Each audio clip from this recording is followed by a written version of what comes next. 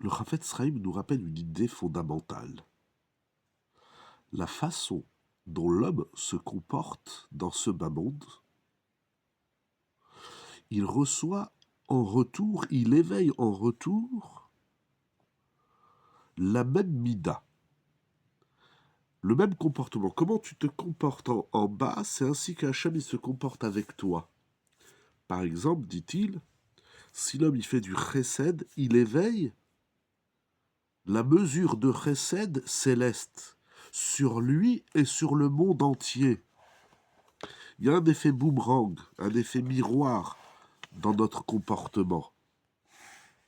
C'est ainsi dans le positif, c'est ainsi dans le négatif. Celui qui tient rigueur aux autres, il éveille la mida de la rigueur envers lui et envers les autres. C'est incroyable. Notre comportement ici-bas éveille la mida céleste.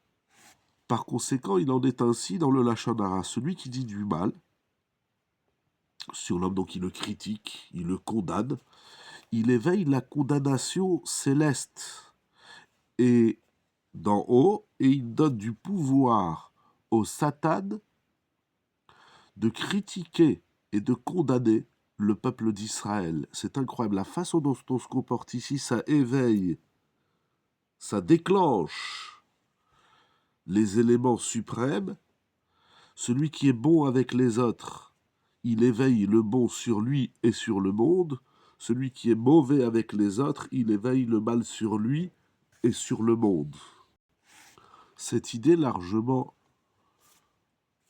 rapportée dans le Talmud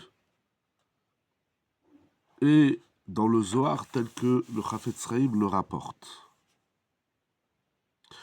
On peut comprendre pourquoi Akadosh Baruch Hu est tellement sévère envers celui qui médit, au point qu'Akadosh Baruch Hu, il ne veut pas protéger celui qui dit du Lachon Hara des problèmes qu'il a dans la vie. Quand on a des problèmes dans la vie, on se tourne vers Hachem.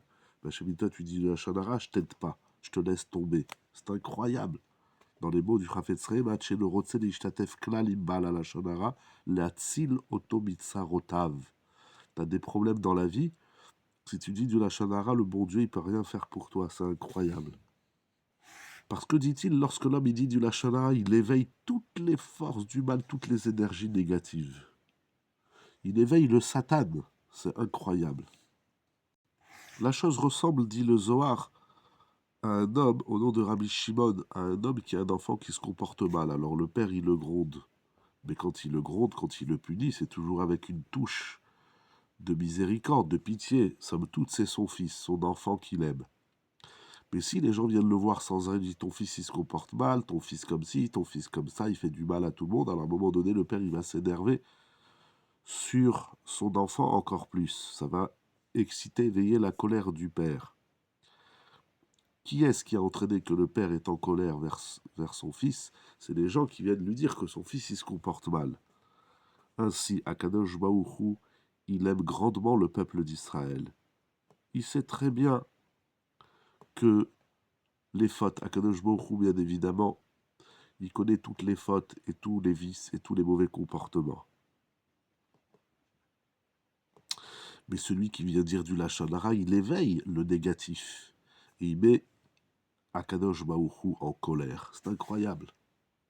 C'est qu'en disant du Lachon Hara, on éveille le Satan et on met Hachem en colère. C'est incroyable ce qui est écrit ici. Vous vous rendez compte, chaque fois qu'on dit du mal sur quelqu'un, on éveille le Satan qui vient critiquer et condamner le peuple d'Israël, et on met Akadosh Baruch Hu en colère. Bekaas, nous dit le Zohar.